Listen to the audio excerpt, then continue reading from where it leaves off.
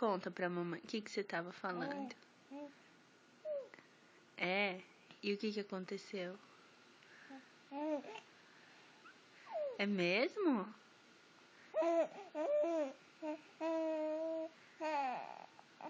É? E você não acha que tá na hora de você dormir?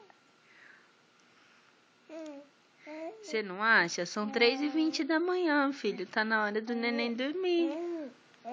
É, não é hora de ficar conversando.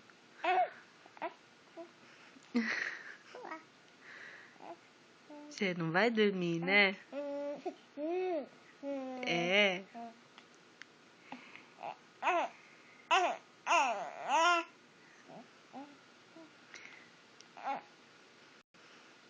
Então tá, fala tchau pra todo mundo.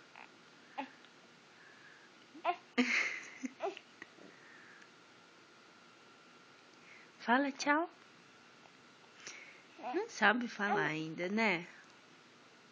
É, não sabe falar ainda.